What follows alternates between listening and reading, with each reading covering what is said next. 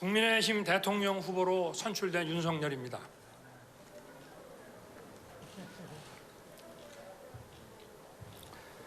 기쁨보다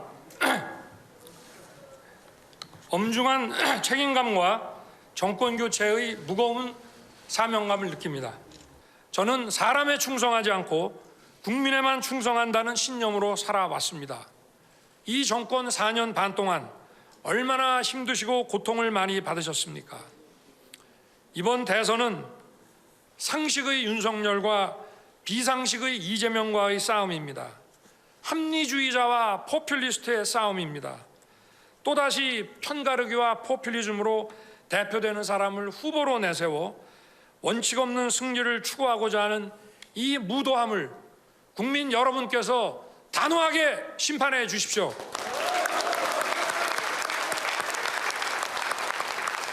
경선 결과에 깨끗하게 승복합니다.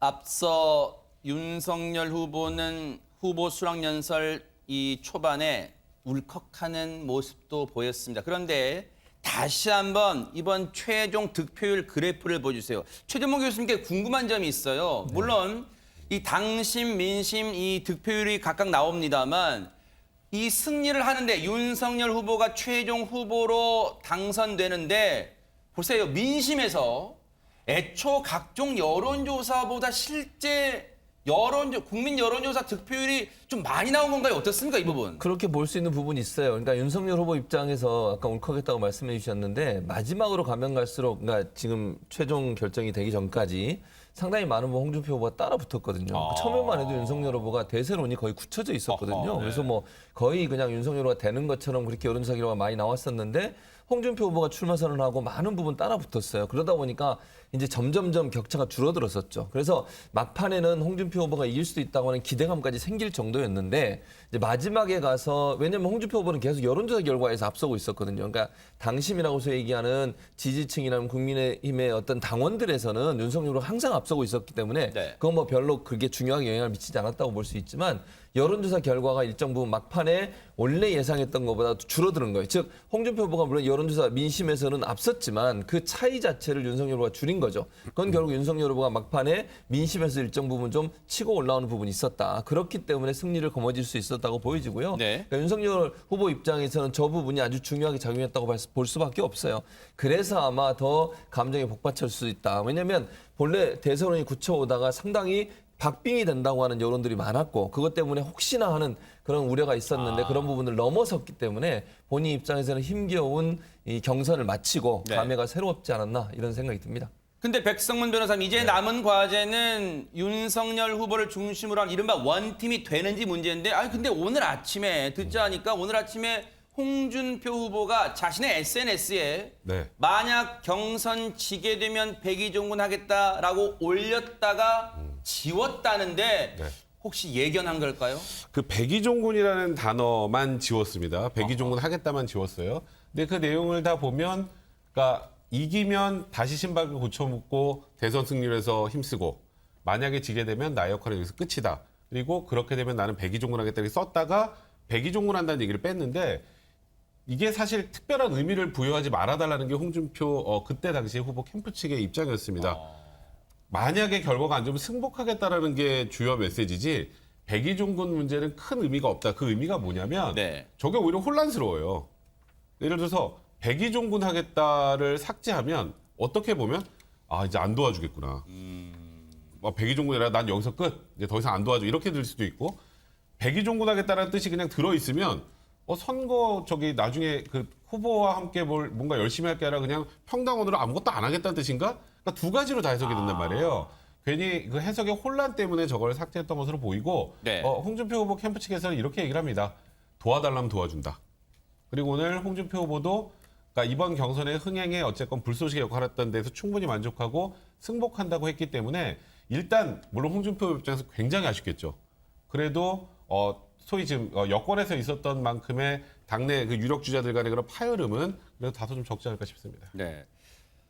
오늘 조금 전에요. 윤석열 후보가 후보 수락 연설 때도 그 내용에 있었습니다만 젊은 당대표, 30대 당대표 이준석 대표의 공도 치켜 세웠어요. 관련해서요.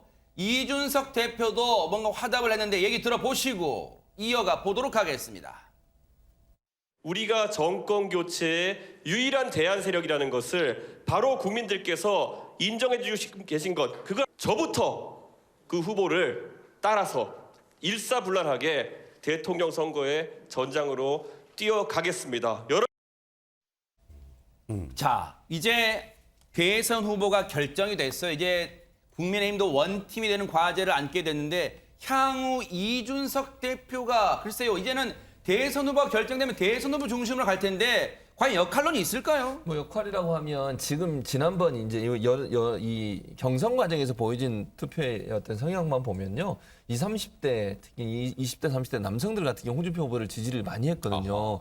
그러니까 윤석열 후보에는 그 지지층에서는 지지율이 떨어져요. 네. 보통 이제 연세가 많으신 분들 60세 이상 또 전통적인 지지층에서 지지를 많이 받고 있기 때문에 그분들의 마음을 얻지 못하면 대선 승리가 어려울 수 있죠. 그런 점에서 본다면 이준석 대표가 그 부분을 할 수 있다고 저는 봐요. 그러니까 이준석 대표가 당대표 선거에 나왔을 때도 20, 30대의 많은 사람들이 새로 당원으로 가입을 해서 투표를 했고 그런 네. 부분에 영향을 미쳤기 때문에 이준석 대표가 이제 윤석열 후보와 함께 힘을 모을 수 있는 방법은 20, 30대의 지지층, 특히 젊은 남성층의 지지층을 끌어오는 거거든요. 네. 그게 이제 윤석열 후보 입장에서 이준석 대표를 정말 필요로 한 부분이다. 그렇게 해서 아마 20, 30대 지금 홍준표 후보를 지지했던 분들이 윤석열 후보를 지지하도록 만드는 역할 이런 부분들을 이준석 대표가 중점적으로 하지 않을까 이런 생각이 듭니다. 네.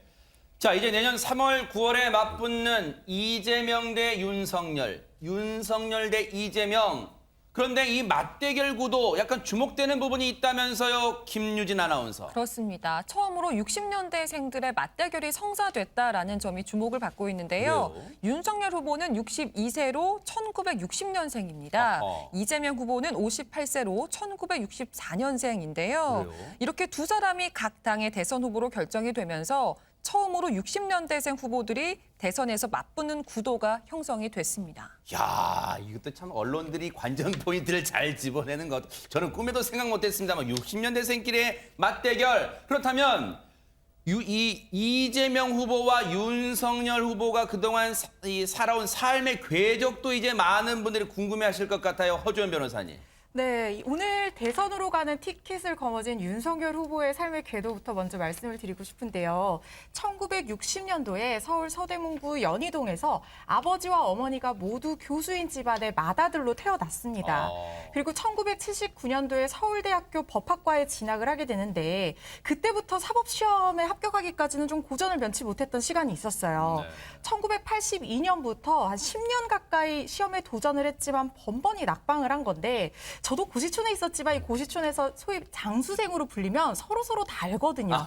그래서 신림동에서 뭐 살아있는 전설이다, 신림동 신선이다 이런 별명으로 꽤 유명했다고 합니다. 네. 그러다가 드디어 1991년도에 사법시험 구수 끝에 합격을 해서 사법연수원 23기로 입소를 하게 됩니다. 네. 이때 동기가 우리가 잘 알고 있는 이 박범계 법무부 장관, 또 조윤선 전 장관, 강용석 변호사 이런 분들이 있어요. 네. 그리고 나서 34살에 첫 직장 생활로 검찰에서 시작을 하게 되는 겁니다. 네.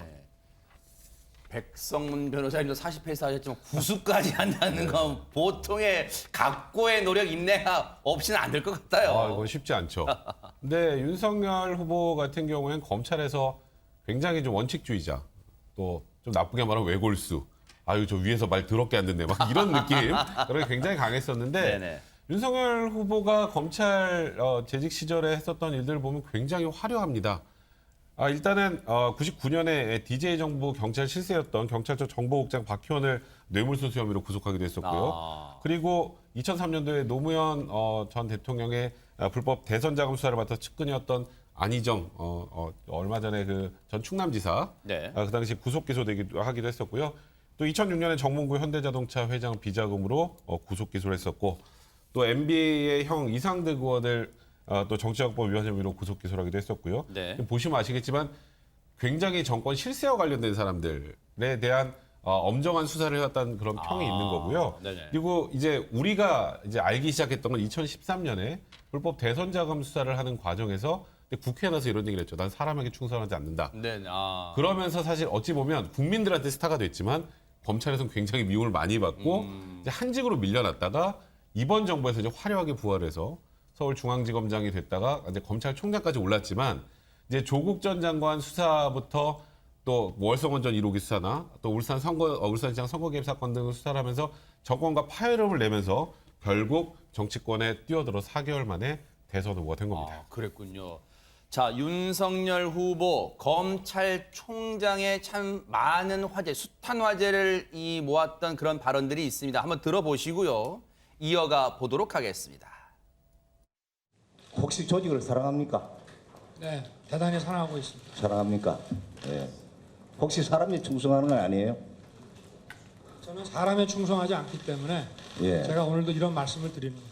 특히 2003년 국감장에서 발언한 이후 지금까지 검사로서 윤석열 변한 게 있습니까? 정무 감각이 없는 거는 예나 지금이나 똑같은 것 같습니다. 그러니까 그 검찰총장이 정무적 감각이 없는 것, 그것 자체가 큰 문제라는 지적이 많습니다. 글쎄 뭐 저도 그래서 늘 부족하다고 생각합니다. 지금 이런 상황까지 거쳐서 사실은 어떻게 보면 단기 검찰총장의 옷을 벗고 4개월 만에 제1야당의 대선 후보로 우뚝 섰습니다. 그런데 어떻게 보면 역대 전례를 찾아볼 수가 없는 그런 상황이죠.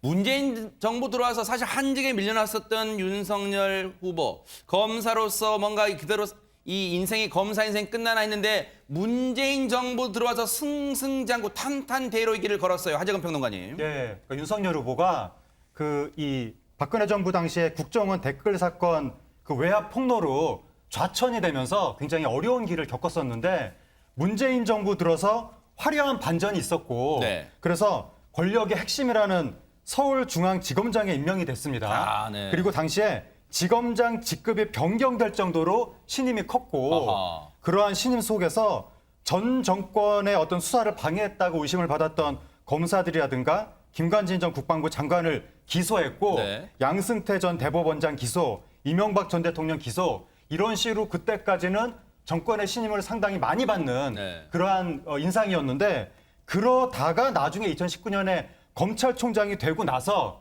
조국 전 장관 수사로 정권 측하고 이제 파열음이 생기기 시작했고 네. 계속해서 여러 가지 파열음이 있다가 결국 검찰총장 사퇴한 이후에 정치를 선언하고 네. 야당 대권 후보가 되는 초유의 사건이 벌어졌습니다.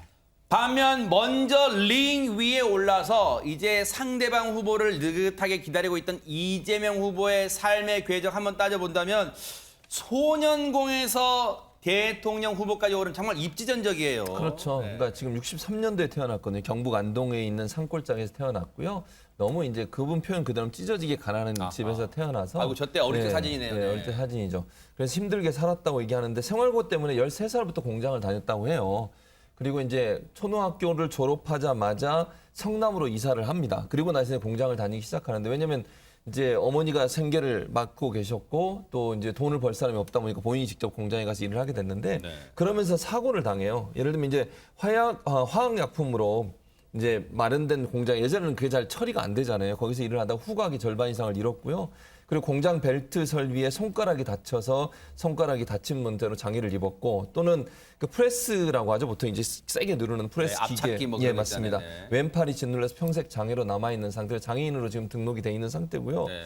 본인은 그런 얘기를 했었어요. 그 14살 때, 13살 때 참 처음 공장에 갔을 때는 연탄불 위에다가 그 납을 녹이고 그다음에 염산을 가지고 묻힌 금 같은 거 이런 걸 가공하는 일을 했나 봐요. 그러다 보니까 이게 위험하잖아요. 화학약품이고 이러다 보니까 거기서 이제 후각도 잃게 되고 그다음에 여러 가지 이제 안 좋은 환경에서 일을 하다 보니까 본인이 상당히 많은 어려움을 당했다고 얘기를 하는데 네. 그리고 나서 이제 나중에 검정고시에서 본인이 중앙대 법대에 들어가서 대학을 졸업하고 그리고 이제 사법고시에 통과를 한 거죠. 결국 네. 이제 아주 어려운 환경 속에서 살아와서 이제 윤석열 후보와 두 분의 삶을 보면 아주 극명하게 대비되는 그런 삶의 모습이 아닌가 이런 생각이 듭니다. 들으신 것처럼 14살부터 소년공 생활을 시작했는데 허주원 변호사님 그런 힘든 시절을 버티게 해준 뭔가 힘이 있었다면서요? 뭘까요? 맞습니다. 바로 이 후보의 어머니셨어요. 작년에 별세를 하셨는데 이 후보에 따르면 당시에 월급 3,000원을 받았다가 10,000원을 준다는 공장으로 옮겼다는 거예요. 근데 이 공장이 급여가 높아지는 만큼 일이 더 힘들었어요. 아침에 8시 반에 출근을 해서 밤 9시에 퇴근하는 이 12시간 동안 노동을 하는 이 어린 몸으로 참 버티기 힘든 그런 생활을 견뎌야 했었는데 식사를 이제 점심은 어머니가 도시락을 싸주셔서 해결을 했고 저녁에 이제 늦게 퇴근하고 집에 돌아오면 어머니가 밥상을 내오셨다고 합니다. 근데 어린 아이가 이제 배가 고프니까 밥그릇에 허겁지겁 얼굴을 묻고 식사를 하면 그걸 어머니가 이렇게 말없이 물끄러미 바라보고 계셨다는 거예요. 굉장히 좀 애틋한 일화인데 네. 그러면 굉장히 힘들었겠어요. 이렇게 얘기를 하니까 이 후보가 본인은 자기 연민에 빠질 틈이 없었다고 해요. 왜냐하면 그때 당시에 이 어머니와 여동생이 시장통에 있는 화장실, 공중화장실을 청소를 하고 휴지를 팔고 또 소변에 10원, 대변에 20원 이렇게 이용료를 받는 일을 하고 있었는데 본인은 그게 마음이 더 아팠다는 겁니다. 그래서 그런 어머니와 여동생이 너무 가여웠고 어떻게든 엄마를 조금이라도 더 행복하게 해주고 싶어서 마음이 조급했다 이렇게 회상을 했었습니다. 사실 저 내용, 시청자 여러분, 저 내용 있잖아요. 저 내용은 우리가 각 드라마에서 60, 70년대 배경한 드라마에서나 실제 뭐 보던 그런 드라마 장면인데 그 삶을 직접 겪었던 걸 좀 소외하고 있어요. 그런데 자신을 무학이라고 말하는 이재명 후보 어떻게 시장이 되고 어떻게 도지사가 됐을까 그 살아온 궤적도 궁금합니다, 진짜. 사실 이재명 후보는 굉장히 입지전적인 인물입니다. 지금 말씀하셨던 것처럼 무학의 소년공에서 독학으로 검정고시 합격하고 중앙대 법대 합격해서 1986년도에 이제 사법시험에 합격을 하는데 이제 성남에 변호사무실 냅니다. 그래서 이제 노동자들을 변론을 하면서 시민운동을 시작을 했고요. 네. 그리고 많은 분들이 잘 모르고 계시는데 이재명 지금 후보가 2010년에 성남시장 된 것부터 기억하시는 분들 많거든요. 그 전에 성남시장 한번 총선 한번 낙선을 합니다. 낙선을 하고 2010년에 지금 뭐 성남시장에 당선이 돼서 그다음에 재선을 하죠. 그리고 그다음에 이제 경기도지사가 된 거고요. 결국 이번에 여당의 대선 후보까지 서게 된 겁니다. 네. 앞서 이제 두 사람이 맞붙게 되면 앞서 우리 김유진 아나운서 설명처럼 처음으로 여야의 유력 후보들이 1960년대생들이 맞붙는 대선이 됩니다. 내년 3월 9월 대선이요. 그런데 최재문 교수님, 이재명 후보 입장에서는 또 하나의 만약에 대통령이 된다면 또 하나의 역사의 현대사, 대한민국 사회 하나의 획을 긋는 기록에 도전하게 되죠? 그렇습니다. 지금까지 이제 경기도지사 출신 중에 대통령에 도전한 분이 있었지만 당선된 적은 없었어요. 그래요? 예, 예를 들어 기억해 볼게요. 이인재 전 지사, 그리고 손학규 전 지사, 그리고 김문수 전 지사. 이분들이 다 대선에 도전을 했었거든요. 그러네요, 이제 보니까. 근데 세 분 다 결국은 낙선을 하고 당선이 안 됐는데 만약에 이제 이재명 후보가 당선이 된다고 하면 경기도지사 출신의 첫 번째 대통령이 되는 거죠. 그러니까 서울시장은 사실 이제 이명박 대통령이 되시면서 서울시장 출신은 대통령이 된 경우가 있었는데 경기도지사 출신으로 대통령이 된 적이 없었는데 이번에 만약에 이재명 후보가 당선이 된다고 하면 경기도지사 출신의 첫 번째 대통령이 되는 것입니다. 그런 또 관전 포인트가 있을 수 있겠습니다. 그런데 이제 여야의 이 유력한 후보들이 결정됐습니다. 이제 4개월에 내년 3월까지 4개월의 대장정의 이제 레이스가 시작이 될 텐데 두 후보가요 앞으로 경쟁을 하는 과정에서 누가 더 말 실수를 적게 하느냐, 이른바 비호감도를 줄이느냐, 이 경쟁도 뜨거울 것 같습니다. 먼저 오늘 국민의힘 후보로 선출된 윤석열 후보 관련부터 윤 후보를 곤혹스럽게 한 발언들 한번 짚어보고 이어가 보도록 하겠습니다. 반려동물을 학대하는 게 아니고 식용 그 개라고 하는 거는 따로 키우지 않습니까? 반려동물 따로 키우는 식용개는 같은 개 아닙니까? 하여튼 반려동물에 대해서는 그거는 사실은 우리 가족에 준해 갖고 우리가 대우를 해야 되고. 김유진 아나운서, 사실 윤석열 후보의 이른바 식용견, 이 발언이 여야는 물론이고 참 여론에서도 많은 비난을 받았잖아요. 그렇습니다. 이 발언이 지난달에 있었던 국민의힘 경선 토론에서 나온 이야기거든요. 개식용에 대해서 어떻게 생각하느냐 이런 질문에 대해서 윤 후보는 개인적으로는 반대지만 법으로 금지할 문제는 아닌 것 같다. 이런 이야기를 하면서 네. 식용개는 따로 키우지 않느냐 이렇게 이야기를 했던 것이 논란이 됐었는데요. 네. 이에 대해서 이현주 홍준표 캠프 공동선대위원장은 반려견 키운다는 사람이 어떻게 식용개 따로 키우는 걸 아무렇지도 않게 이야기할 수 있냐 이렇게 비판을 했었고 또 이재명 후보 같은 경우에는 날 때부터 식용인 개는 없다. 식용과 비식용으로 구분하는 것 자체가 충격적이다. 이렇게 이야기를 했는데요. 네. 이런 식으로 당 안팎에서 공격과 비판이 쏟아지던 상황이었습니다. 왜냐하면 저 발언을 그냥 뭐 해프닝스로 넘길 수 없는 게 여러분 아신 것처럼 이제 대한민국이요. 반려동물을 키우는 인구가 1,000만 명을 훌쩍 넘었어요. 이거 표로 환산하면요. 무시 못할 표란 말이에요. 또 거기에다가 그도 그럴 것이 하재근 평론가님 평소에 윤석열 후보는 SNS에 자신의 반려견 토리 뭐 일상도 막 찍어 올리고 그랬잖아요. 그것 때문에 더 많은 사람들이 충격을 받은 건데 말씀하신 것처럼 평소에 반려견과의 일상을 선보이면서 뭔가 반려견을 굉장히 사랑하는 분이구나. 그런 인상이 있었는데 진짜 많이 올렸네요. 그렇습니다. 네. 그런데 갑자기 식용개라는 단어가 등장하니까 이거는 동물단체 같은 데서 굉장히 금기시하는 단어거든요. 굉장히 반발하는 단어인데 네. 그런 단어가 나왔기 때문에 너무 많은 사람들이 이제 충격을 받으면서 네. 동물단체 같은 데서 반발을 한 것이고 아하. 그렇게 반발을 했더니 권성동 국민의힘 의원 측에서 네. 뭔가 해명성 발언을 한 것 같은데 뭘까요? 윤 후보 집에 가봤는데 네. 반려동물을 자식보다 사랑하고 예뻐하더라. 네. 윤 후보가 반려동물을 쪽쪽 빤다라고 이야기를 했는데 귀여워한다, 사랑한다. 네. 그렇게 자신의 반려동물을 사랑할수록 네. 식용개라는 말을 어떻게 할 수가 있느냐라고 하면서 조금 반발은 있을 것 같습니다. 사실은 윤석열 후보가 법조인 출신이잖아요. 이게 법으로 사실 이걸 금지하기가 쉽지 않다는 얘기를 하다가 이게 아마 그냥 정치인의 입장으로 했으면 표의 유불리를 조금 따졌을 것 같은데 이제 윤석열 후보의 가장 큰 문제가 뭐냐면요. 앞부분은 틀린 말이 없습니다. 지금 현재 찬성과 반대가 나눠져 이건 현 정부 입장도 동일해요. 그래서 이거를 이제 개를 식용을 하는 걸 금지하자를 법으로 만들기 쉽지 않다는 얘기를 하면서 갑자기 거기서 이제 식용개를 따로 키우지 않는 이 얘기를 해서 그런데 윤 후보의 그 소위 말하는 저런 실언 그 과정을 쭉 보면 설명을 다 하고 그 뒤에 플러스 알파를 하다 꼭 저런 얘기를 하세요. 그래서 앞으로 지금 대선 이제부터 이제 출발할 때는 이 뒤에 설명하는 걸 항상 좀 조심을 해야 된다 이런 생각이 좀 듭니다. 전후 문맥을 보면 그런 상황이었다고 일단 부연 설명을 해 주셨어요. 그런가 하면 이재명 후보도요. 좀 결이 다르긴 하지만 개 관련 문제로 구설에 올랐습니다. 장면 보시고 이어가 보도록 하겠습니다. 야지에서 사용될 걸 예상하고 있기 때문에 뭐 밀거나 넘어지거나 해서 사실 힘들어서 됩니다.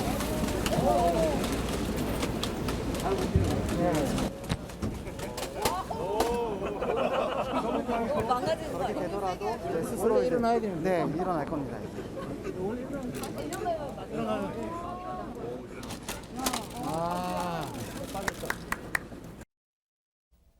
이재명 후보의 당시 저 로봇개를 대한 행동에 지금 화면 보셨잖아요. 주변에 있는 분들이 웃고는 있습니다만 상당히 놀랐어요. 그런데 저 행동 이후에 많은 얘기들이 나왔다면서요, 백성 변호사님. 로봇 학대라는 얘기가 나왔습니다. 지금 저 장면은 어쨌건 이재명 후보도 앞으로 경제 또 4차 산업혁명과 관련된 그러니까 본인이 이 이미지를 선도하겠다는 취지로 이제 로봇 박람회에 가서 저 실험을 하는 과정이었는데 살짝 밀었더니 계속 움직이니까 한번 뒤집어 본 거잖아요.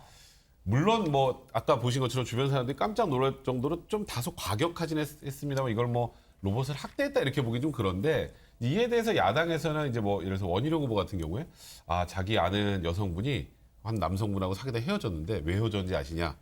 지나가다가 가만히 서 있는 눈사람을 발로 차는 걸 보고 헤어졌다.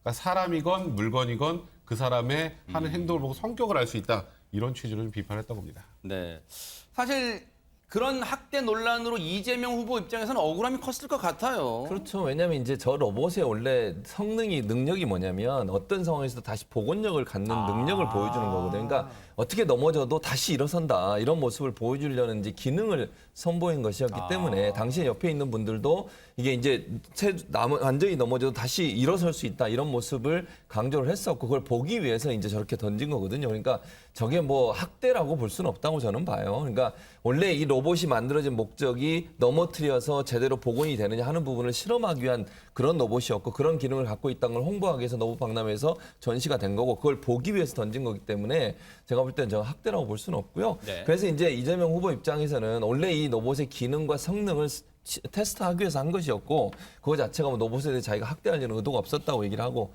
그러면서 이제 뭐 예를 들면 예를 든 게 그럼 스테이크 집에 가서 이거 스테이크 먹으면 스테이크 집에서 칼로 뭐 한 거냐 이렇게 이제 얘기를 했어요. 그렇게 이제 비교를 했는데 뭐 어쨌든 저거는 학대라고 저는 보지는 않고요. 뭐 이재명 후보 입장에서도 억울해서 이제 저런 얘기를 했겠죠. 네. 윤석열 후보를 상당히 곤란하게 만든 발언도 있습니다. 왜냐하면 후보가 됐습니다. 오늘 국민의힘 후보가 됐습니다만 앞으로 이 문제도 끝난 게 아니라 계속해서 해결해야 될 문제이기도 해요. 그래서 그 발언 들어보시고 이어가 보도록 하겠습니다. 어떤 발언이었을까요? 우리가 뭐 전두환 대통령이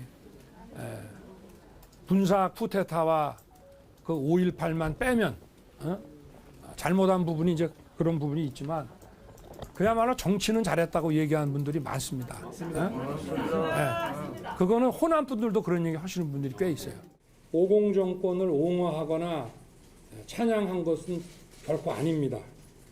각 분야에 널리 전문가를 발굴해서 권한을 위임하고 책임 정치를 하겠다 이런 뜻입니다. 그러나 그 설명과 비유가 부적절했다는 많은 분들의 그 지적과 비판을 겸허히 수용하고 유감을 표합니다. 허주원 변호사님, 전두환 씨를 옹호하는 듯한 이 발언의 파장은 상당히 컸습니다. 굉장했죠. 이게 지난달 19일 나온 발언이었는데 이제 군사 쿠데타와 5.18만 빼면 정치를 잘했다고 말하는 분들이 많다. 또 호남 지역 분들도 그렇게 말하는 분들이 많다. 이렇게 얘기를 해서 이게 굉장히 논란이 됐고 아직까지 이 전두환 씨가 자신의 어떤 과에 대해서는 뭐 반성하는 어떤 모습을 보이지 않고 있어서 국민적으로 굉장히 비난 여론이 높은 상황에서 나온 말이기 때문에 논란이 정말 수그러들지가 않았었습니다. 네. 파장이 커지니까 윤 후보가 권한 위임이라는 측면에서 뭐 배울 점이 많다는 취지였다. 네. 뭐 오공정권을 옹호하거나 특별히 찬양한 것은 결코 아니고 비판이 있으면은 겸허하게 수용을 하겠다라고 한 발 물러선 모양새를 보이기는 했지만 논란이 계속되었죠. 그래서 이제 야당 후보들도 입을 모아서 부적절한 발언이었다라고 지적을 했었고 이재명 후보를 비롯한 민주당 인사 또 정의당 쪽에서도 일제히 호남에 사과하라 이렇게 목소리를 높였습니다. 네. 앞서 보신 것처럼 전두환 옹호 발언 오해가 불거지니까 그 파장 불거지니까 해명하고 사과했단 말이에요. 그런데 문제는 그 이후에 SNS에 올린 사진 한 장이 더 파장을 촉발시켰잖아요. 백성문 변호사님. 사실 어찌 보면 이게 윤석열 후보의 오늘 그 최종적 대선 후보 선출되는 과정에서 여론조사의 그 낮은 지지율을 보였던 게 굉장히 중요한 역할을 했던 것 같아요. 지금 말씀하셨던 것처럼 전두환 씨 소위 옹호 발언은 어찌 보면 자세히 보면 옹호 발언은 아니지만 전두환 씨에 대한 거론 자체가 사람들도 굉장히 불편한 상황인데 그래서 맨 처음에는 사과가 아니라 이런 뜻이라고만 자꾸 얘기했잖아요. 그러다 도저히 이제 여론 때문에 안 되니까 이제 맨 처음에 첫 번째 유감 표명을 했는데 그때 돌 사진을 올리면서 사과를 좋아했다. 사과를 집 집었다. 왼쪽에 있는 사진이죠. 아직도 사과를 좋아한다. 그러면 네. 벌써 어떤 느낌이 듭니까? 약간 장난 같죠. 근데 그 다음에 문제는 이제 내 불찰이고 너무너무 송구하다까지 딱 했는데 그 다음에 바로 저 반려견 토리에게 인도 사과를 주면서 토리는 아빠 닮아서 인도 사과를 좋아해요.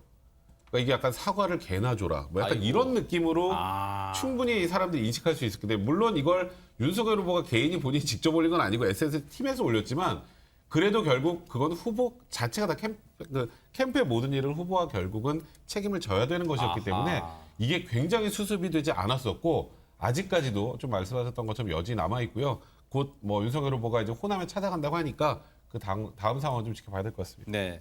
그래서 사실은 최재명 교수님 이 국민의힘 대선 후보 결정되기 전에 가냐 마냐 시기가 안 좋다 괜찮다 가야 된다 뭐 캠프 내에서 갑론을박이 있었을 거란 말이에요. 그렇죠. 네. 왜냐하면 이제 가서 이제 광주 분들이 또 호남 분들이 화가 나 있을 거 아니에요. 당연히 전두환 씨 옹호하는 그런 발언을 했으니 얼마나 화가 나겠습니까? 그런 부분에서 이제 어떤 물리적 충돌이 일어날까 봐 걱정이 되는 부분이 분명히 있었어요. 그러니까 윤석열 후보 입장에서는 아마 그런 것도 감사하고 가려는 마음이 있었던 것 같고, 왜냐하면 그렇게 되더라도 본인한테는 사실 지지층을 결집하는 데는 도움이 된다고 볼 수 있기 때문에. 그런데 이제 호남이나 아니면 주변에 있는 분들이 좀 말린 것 같아요. 그런 모습을 보이는 것 자체가 별로 좋은 모습이 아니라고 얘기한 것 같고, 네. 호남 분들이 어느 정도 좀 진정되고 안정이 되고 나면 그리고 나서 진정성 있는 사과를 하는 게 필요하다라고 아마 얘기를 하고 조언을 했던 것 같아요. 그래서 아마 경선 끝나고 가겠다고 결정을 한 것 같고, 지금도 시기를 좀 조율하고 있는 것 같아요. 이제 경선은 끝났고 본인이 이제 후보가 됐잖아요. 그래서 어느 시점쯤 갈 거냐, 그건 조금 시기가 좀 늦춰질 것 같다는 예상이 들어요. 그러니까 주위에 있는 분들이 시기를 어느 정도로 할지를 아마 여론을 추이를 보고 있는 것 같아요. 호남에 있는 여론이 어떻게 돌아가는지 하는 부분도 보여야 될 것 같고, 저는 개인적으로 하나 더 좀 제언을 드리자면 뭘까요? 한번 진정성 어린 사과를 했으면 좋겠어요. 한 번 더. 그리고 나서 가는 게 저는 맞다고 보고, 그래야만 이제 호남에 있는 분들이 윤석열 후보가 정말 진정으로 본인의 한 말에 대한 잘못된 부분을 인식하고 사과하고 있구나 하는 부분이 인식될 때, 그럴 때 어느 정도 마음을 열지 않겠습니까? 그냥 불쑥 찾아가는 것보다는 그런 과정을 한 번 더 거치는 게 좋겠다. 개인적으로 이런 생각이 있습니다. 네. 그런가 하면 이재명 후보는 정책 관련 얘기를 꺼냈다가 상당히 곤란한 입장에 서게 됐어요. 관련 얘기 들어보시고 이어가 보도록 하겠습니다. 하도 식당 문 열었다 망하고 문 열었다 망하고 이 사람만 하고 나가면 저 사람만 하고 와서 망하고 저 사람만, 이게 무슨 개미지옥도 아니고. 응?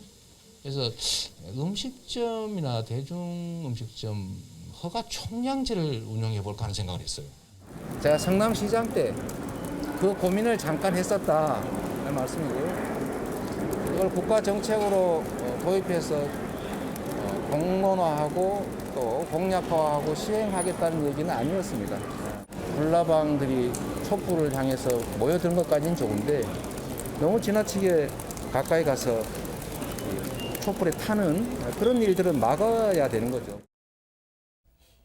들으신 것처럼 저 때는 아직 위드 코로나 되기 전이어서 자영업자분들의 울분이 분기탱천할 때였단 말이에요. 그런데 음식점 허가제, 이 말도 지금 상당히 귀를 의심할 정도였는데 그 뒤에 해명이 공약으로 한 건 아니에요. 근데 그 과정에서 하재근 평론가님, 어떤 단어 때문에 더 논란을 키웠잖아요. 어떤 단어였습니까? 불나방이라는 단어가 등장해서 이재명 후보가 불나방이 촛불 향해서 이렇게 사람들이 그러니까 불나방이 모여드는 것까지는 좋은데 자칫 탈 수도 있으니까 그게 걱정이 된다라고 한 건데, 네. 그 취지는 우리나라가 지금 자영업 비중이 너무 높아서 이대로 이 시장에 진입이 쉽다 보니까 너도나도 음식점을 차리게 되면 다 망할 수 있거든요.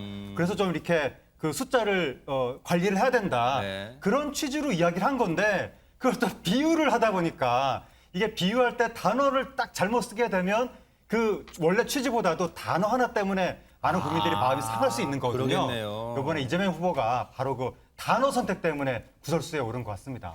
사실 저 부분까지, 저런 단어까지는 캠프에서 무슨 사전 내문과 조율을 못 하잖아요, 사실은. 그렇죠. 왜냐하면 후보가 이제 즉석에서 발언을 하다 보니까 이제 저런 발언이 나온 건데, 그러니까 취지 자체는 불나방을 보호해야 되는 거지만 그 비유를 왜 불나방으로 했냐, 이제 이런 논란이 있을 수밖에 없어요. 그래서 저는 어쨌든 대선 후보는 말 한마디 한마디가 언론의 주목을 받는다는 꼭 생각을 해야 돼요.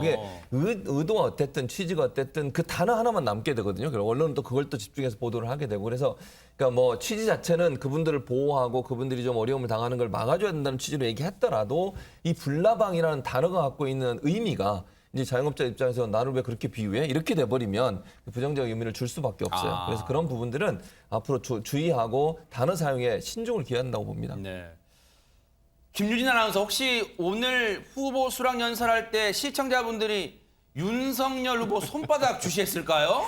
그럴 수도 있었을 텐데 그럴 만한 이유가 있었죠. 지난달에 있었던 국민의힘 대선 경선 5차 토론회에서 손바닥에 이 임금 왕자가 새겨진 그런 모습이 포착이 됐던 건데요.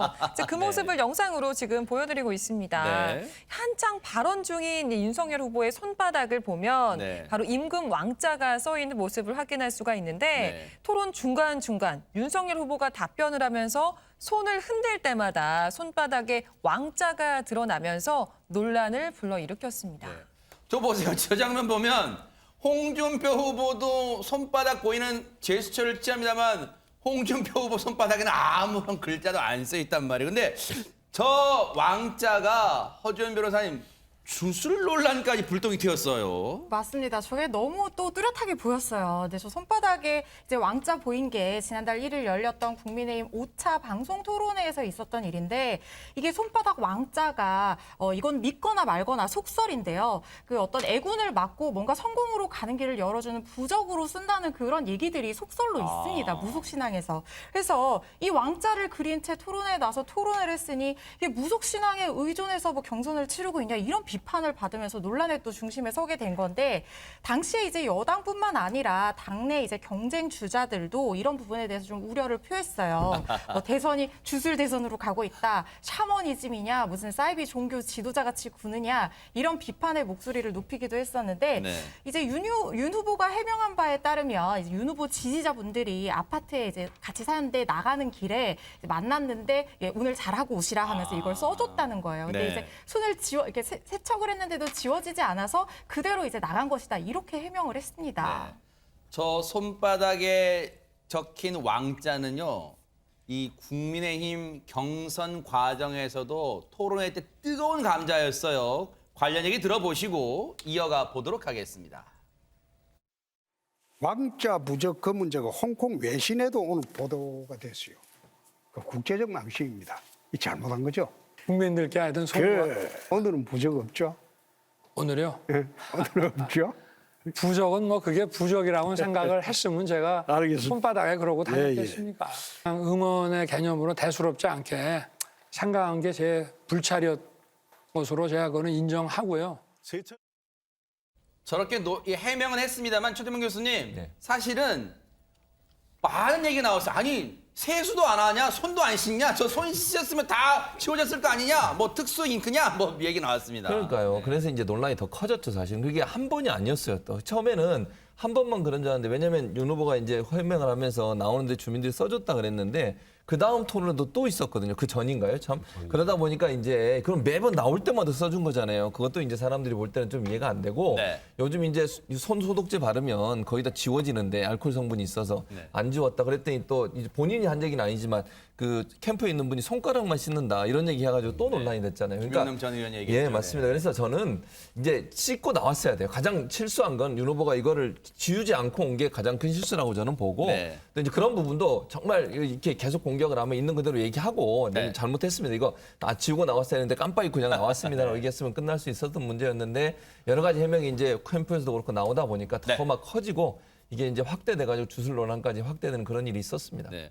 자, 그런가 하면 이재명 후보는요. 웹툰 제목 관련 이 얘기가 계속해서 아직도 불씨가 사그라들지 않은 것 같아요. 김유진 아나운서. 그렇습니다. 이재명 후보가 한 웹툰 제작사를 방문한 자리에서 오피스 누나 이야기라는 웹툰 작품 액자 앞에 서서 제목이 확 끄는데요라는 발언을 했던 것이 계속해서 논란이 되고 있는데요. 이 발언은 이재명 후보의 성인지 감수성에 대한 논란으로 확대가 되면서 야당의 비판이 이어지고 있는 상황입니다. 네. 이와 관련해서 한 온라인 커뮤니티에서는 성명문을 내기도 했는데요. 정치권에서 단순히 작품의 제목을 가지고 부정적인 시각으로 바라보거나 폄훼 발언을 해서 이제 해당 이 작가의 명예를 훼손시키는 일이 없었으면 한다. 그런 내용이었습니다. 논란이 사그라들 기미가 보이지 않으니까 직접 해명을 내놨다면서요, 백성문 변호사님. 처음에 이게 나왔을 때 이게 확 끄는데요인지 확 끄네요인지 이거 가지고 기사가 양쪽에 같이 났었어요. 근데 지금 이재명 후보 측에서 확 끄는데요라고 이제 확인을 해준 건데 이제 사실 이 오피스 누나라는 이 웹툰은 전혀 그 성인물이 아닙니다. 전혀 성인물이 아닌데 제목을 보고 확 끄는데요가 약간 뭔가 선정적이라는 느낌을 가지고 약간 농담한 것 같은 느낌이 좀 들었는데 차라리 그런 부분이라고 생각하지 않았다라고 얘기를 했으면 좋지 않았을까 하는 개인적인 생각이 드는 게 이렇게 해명을 했습니다. 이거 혹시 작품에 선전성이 있는 게 아니냐 이런 지적을 한 거지 내가 이걸 가지고 뭔가 그렇게 한 것이 아니다. 선정성 있는 작품이 아닌지 문제를 제기한 것이다. 차라리 선정성 여부와 무관하게 대답을 하는 게 낫지 않았을까. 네. 저희 뭔가 느낌이 선정성 있는 것처럼 작품을 바라봤다는 그 시각 자체가 오히려 더 사람들에게 각인되지 않을까 좀 그런 좀 생각도 듭니다. 그래서 사실 저 발언 이후에 웹툰 제작자 협회에서는 또 반발하고 나섰어요. 그렇죠. 이거를 어떻게 이런 발언을 할 수가 있느냐 그렇게 또 얘기하기도 했습니다만 어쨌든 저렇게 또 해명은 내놓았습니다. 어쨌든 오늘 국민의힘 대선 후보로 윤석열 후보가 결정되면서 어쨌든 앞으로 대선 구도는 사자구도가 됐어요. 그러니까요. 사자구도가 됐죠. 이제 이재명, 윤석열, 심상정, 안철수 이렇게 네 분이 이제 출마를 하게 됐고 물론 뭐 김동연 전 부총리도 있습니다만 어쨌든 네 사자구도라고 볼 수 있을 것 같은데 당내 일단 국회의원을 보유한 당 기준으로 봐야겠어요. 네, 그렇습니다. 그렇게 되면 결국 이제 2대2가 되는 거잖아요. 결국 이제 진보 보수로 나눈다고 하면, 그러니까 진보적 성향은 민주당과 정의당이 하나가 될 수 있을 것 같고요. 그리고 이제 보수적 성향은 국민의당과 국민의힘 이렇게 두 당이 될 수 있을 것 같은데 아무래도 이제 거대 두 양당 같은 경우에는 가능한 한 단일화를 했으면 하는 마음이 있을 거예요. 왜냐하면 본인들의 표가 분산될 수 있거든요. 어떤 형태로든 그런 부분 좀 막고 왜냐하면 이번 대선 같은 경우 박빙의 승부가 될 수밖에 없어서 별 차이 없이 아마 승부가 결정될 것 같아요. 그러면 1, 2%라도 한쪽에서 뺏어가게 되면 상당히 좀 치명적인 역할을 할 수 있거든요. 그런 차원이라 아마 끝까지 거대 양당의 후보들은 단일화에 대한 어떤 노고와 수고를 할 거라고 저는 봅니다. 노력을 할 거라고 보고요. 다만 이 나머지 두 분이 그럼 과연 어느 정도까지 거기에 화답하느냐 하는 문제가 있을 텐데 뭐 좀 지켜봐야 될 것 같고요. 일단 나머지 두 분이 어느 정도까지 유의미한 지지율을 끌어내느냐 하는 문제가 중요하다고 생각해요. 지지율이 높으면 높을수록 단일화의 요구는 더 높아질 수밖에 없거든요. 그게 이제 추후에 어떤 방향으로 가느냐가 단일화에도 영향을 미치고 또 단일화에 대한 절박성을 더 높이는 요소가 되지 않을까 그렇게 생각을 합니다. 자, 혼자 출마해서 일단 국민의당 투표로 후보가 결정됐고 본인은 바보라는 비아냥도 순진하다는 놀림도 감수하겠다면서 완주 의지를 밝혔어요. 그리고 안철수 대표의 완주를 응원하는 사람들도 있는데요. 많은데 직접 한번 들어보시고 이어가 보도록 하겠습니다. 저와 안철수는 증오와 거짓과 과거에 머무르는 정치와 결별하겠습니다. 다양하게 하셨는데 매번 이제 단일화 과정에서 좀 중도 하차하시는 경우가 있어서 매번 아닙니다. 완주 의사가 확실하게 있으신지 완주하실 건지 좀 확답을 주시면 좋겠습니다. 저는 당선을 목표로 나왔습니다. 제가 정권 교체할 겁니다. 안철수 대표가 지난 시절에 국민의힘 분들한테 많이 당하신 것 같아요. 안철수 대표가 아무리 단일화의 아이콘이라고는 하지만 전 최소한의 자존심은 있다라고 생각을 하거든요. 계속 말씀드리지만 그만큼 당했는데 이게 사람 마음이라는 게 쉽게 안 풀어지거든요. 백성문 변호사님, 그럼 더불어민주당 입장에서는 안철수 후보의 완주를 응원할까요, 혹시? 당연하죠. 안철수 후보를 형식적으로 이제 중도라고 분류하는 분들도 있지만 소위 지금 현 정부의 반대쪽의 세력이라고 생각을 하는 분들이 훨씬 많습니다. 그러니까 쉽게 말해서 보수 쪽의 또 하나의 후보라고 생각하는 분들이 굉장히 많아요. 그러면 아까 조금 전에 최진모 교수님도 말씀하셨습니다만 이번 선거 정말 치열할 거라고 많이들 예상을 하고 51대 49 싸움이 될 거란 얘기를 하는데 안철수 후보가 거기서 몇 프로를 쏙 빼가면 어떻게 될까요? 그러면 반대쪽에 이제 현 정부 이제 민주당 후보인 이재명 후보가 훨씬 유리해질 수가 있겠죠. 그러니까 지금 조금 전에 윤건영 의원이네요. 윤건영 의원 입장에서 아유 그때 많이 당하셨는데 이번에 끝까지 완주하셔야죠. 끝까지 완주를 응원할 수밖에 없는 게 또 민주당의 속내라고 해야 될 것 같습니다. 그런가 하면 비슷한 이유로 국민의힘에선 이 후보의 완주를 지지할 것 같습니다. 한번 들어보시고 이어가 보도록 하겠습니다. 이번 대선은 최소한 3자 박빙 대결로 끝까지 가게 될 것이라는 점을 분명히 말씀드립니다. 진보 보수의 구도는 이제 유통기한이 끝났습니다. 자신 없는 분들은 링에서 내려가야 됩니다. 심상정으로 정권 교체하겠습니다. 진짜로 국민의힘에서는 심상정 후보 완주 응원할까요? 당연히 그렇죠. 왜냐하면 심상정 후보가 이제 아까 뭐 백성 변호사 이제 반대편 얘기를 했고 이쪽으로 보면 심상정 후보가 이재명 후보의 표를 일정 부분 가져갈 가능성이 있어요. 그러니까 진보 성향, 개혁적인 성향을 갖고 있는 분들 중에 정의당을 지지하거나 심상정 후보를 지지하는 분도 있기 때문에 그렇게 되면 뭐 박빙의 승부가 됐을 때는 그 몇 퍼센트가 아주 소중하거든요. 1%, 2% 뭐 심상정 후보가 어느 정도까지 이제 표를 가져가실지 모르겠지만 그런 차원이라고 하면 뭐 국민의힘에서 당연히 심상정 후보가 완주하시길 원하는 거고. 근데 저는 이게 두 분만 보면 그러니까 확률적으로 제가 말씀을 드려보면 심상정 후보가 완주할 확률이 더 높아요. 그래요? 현재 상황. 근데 이제 그렇다 하더라도 만약에요. 막판에 가서 정말 박빙이다. 여론조사 결과 이게 뭐 도저히 예측이 불가능하다고 하면 시민사회나 이제 진보 진영에 있는 그룹들이 엄청나게 나설 겁니다. 이제 압박을 할 거예요. 네. 단일화해라라고 이제 그런 과정이 될 수도 있을 거기 때문에 이거는 이제 좀 지켜봐야 될 것 같아요. 그러네요. 유의미한 어느 정도의 성과가 나오느냐를 봐야 될 것 같고 네. 단일화는 제가 볼 때 양측 다 저는 필수 조건이 됐다 이렇게 보여집니다. 네. 앞으로 4개월간의 대선 레이스 뉴스파이터도 같이 따라붙어 보도록 하겠습니다.